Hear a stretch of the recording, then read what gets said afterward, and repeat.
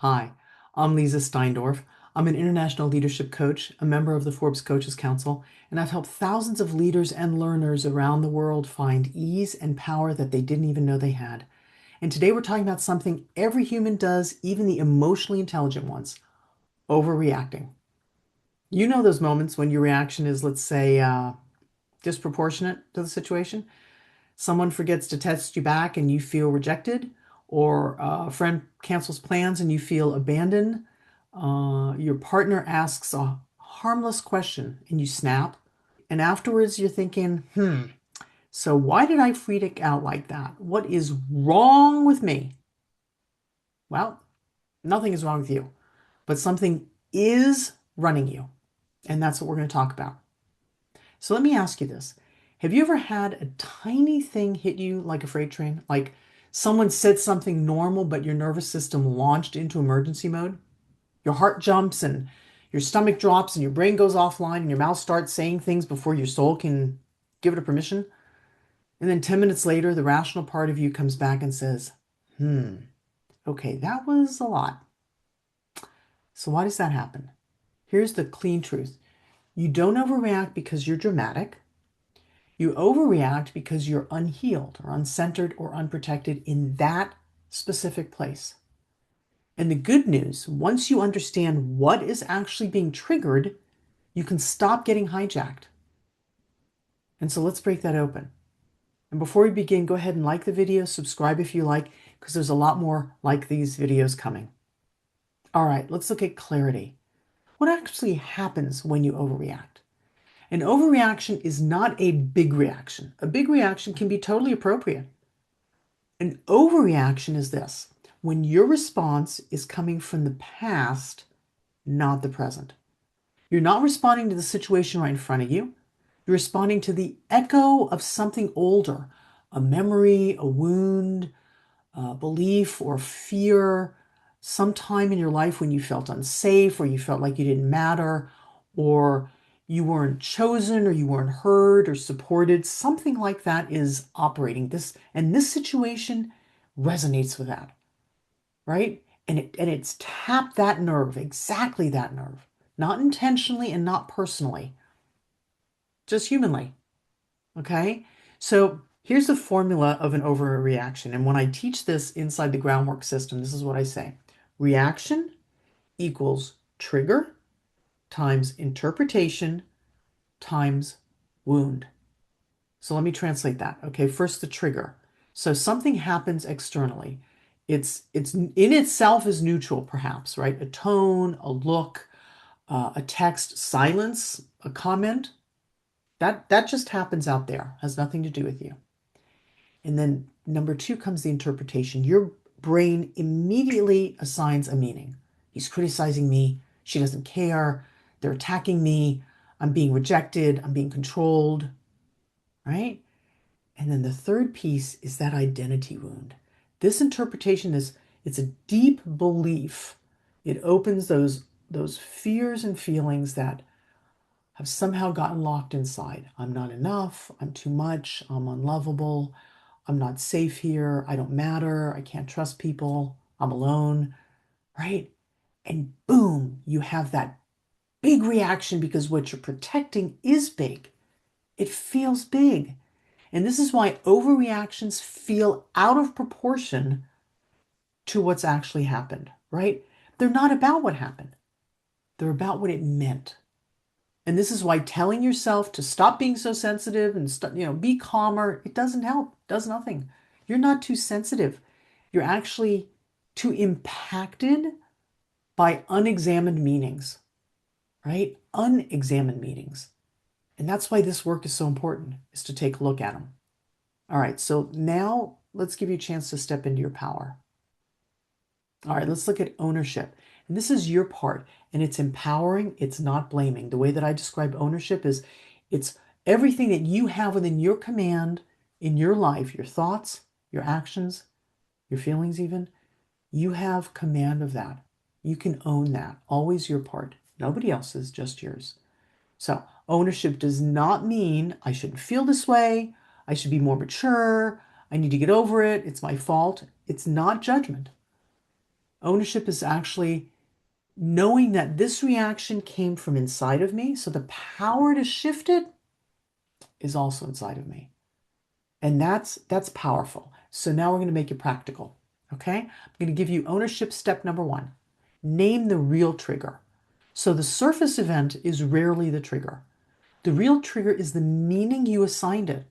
So the moment you say, I'm reacting to the story I told myself, not the situation itself, you pull the plug on the emotional explosion. Like you just stop it dead in your tracks. I'm reacting to the story I'm telling myself, not the situation. It's incredibly liberating to be able to interrupt the pattern that way. Okay, ownership step number 2. Admit when you're scared, not angry. This is a big one because anger feels powerful. Most overreactions are actually fear. It's kind of wearing a bomber jacket and calling itself anger, right? Anger can feel more powerful, but it's actually not. It's the feeling behind it, and that's fear. And fear feels vulnerable. If you see somebody who's angry, what you can know about them is they feel they have no control. They're afraid. Sounds counterintuitive, but think about it. You can even just think about it when you yourself are feeling angry. What's behind that? So when you admit the fear, the anger loses its grip. So you can try this line. I think this tapped into an old fear in me. You don't even have to know what the fear is. But saying that statement, again, unhooks you. You'd be surprised at how much peace that opens. All right, ownership step number 3. Notice the pattern. You don't overreact everywhere, right? There's certain people or certain places, only in certain arenas may you overreact. So it may be around being controlled or dismissed or criticized or even abandoned, right? We have these wounds that we carry with us, and then these circumstances like plug into that, right? Maybe we're feeling disrespected or misunderstood or compared to other people. I know for me, I often felt like ignored or maybe rejected or betrayed, right? So these are wounds that we carry, and then when events happen that trigger them, boy, we're right back there. And then our reactions, they become overreactions, right? But noting what those are, finding out that pattern, that's your roadmap. They will show you where your inner world needs strengthening, needs healing. So noting where you overreact is not a weakness, it's actually information, right? And then you can turn that information into transformation, into becoming and being different in a way that you want to be. So let's talk about resolution, right? And resolution, the way that I describe it is bringing into alignment things in my world or in myself that are not resonating. And often it's bringing my behavior into alignment with my values. And this is something that's going to give you the opportunity to stop overreacting in real time. So here are the tools that I teach to executives, to couples, leaders, teens, teams, and also that I use myself. All right, so let's start with number 1. Name what's happening, either out loud or internally. Honestly, if you're by yourself, say it out loud. I'm having a big reaction. Let me get grounded before I respond. Right? Just taking that moment. This is maturity. It's not avoidance.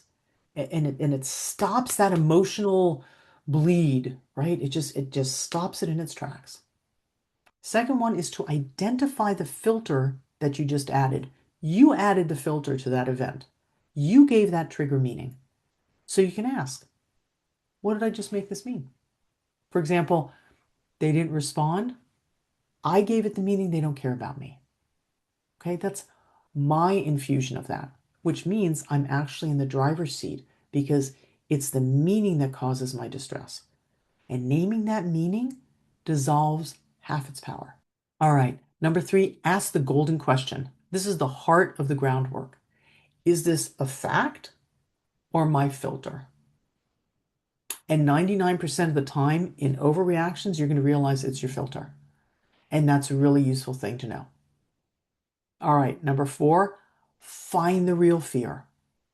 Ask yourself, what am I afraid this means about me or my worth?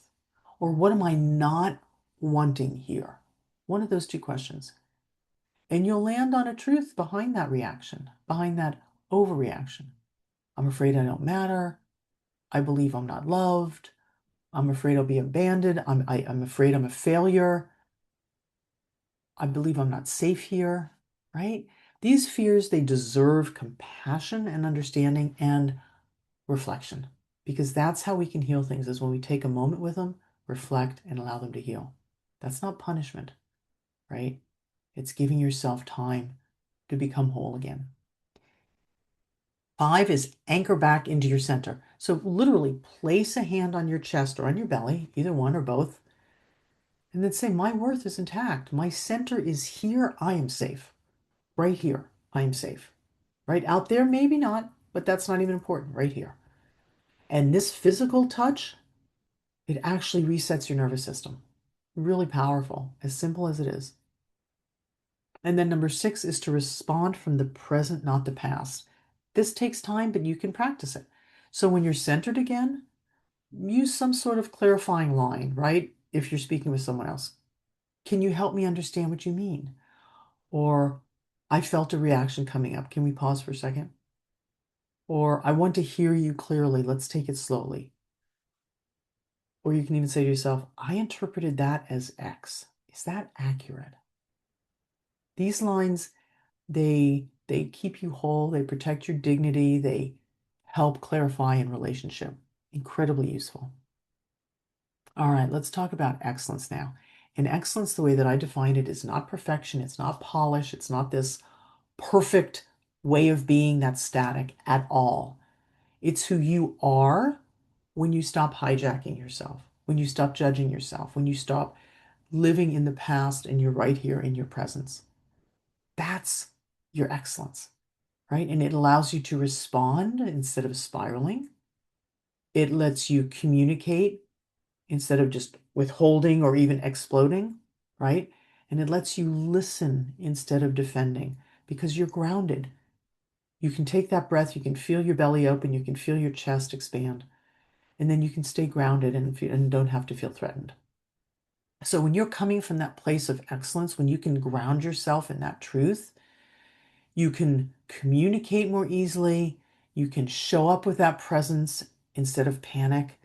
And being that way, it actually builds trust with other people, because they feel that and they hear it and they sense it from you.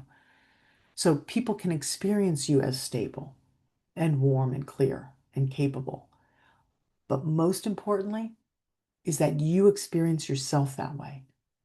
And that's what I call excellence in the groundwork system, is that you are at the ground of your being in your full presence. Not perfection, not performance, not pretending you're fine when you're not. Excellence is simply being you anchored in your center, choosing to respond rather than react. And when you live from that place, when you practice that way of being, your relationships deepen, your decisions improve and serve you better, your confidence grows, and literally your life becomes simpler. Not because life changed, but because you became more of you. All right, so I'm going to offer you a practice for the next 3 days. Try this out. Every time you feel yourself reacting fast or maybe overreacting, ask yourself, what did I make this mean? Just that, and then breathe. Just be aware of, what did I make this mean? And see if there's any neutral meaning you could give it, any neutral possibility. But even just asking the question, what did I make this mean? That alone will interrupt the entire pattern. All right. So if you found this useful, like the video, subscribe. And if you want tools to stay centered, to communicate clearly, and navigate conflict without losing yourself, reach out to me through the link below. There is nothing wrong with your reactions. They're just invitations. You can learn from them.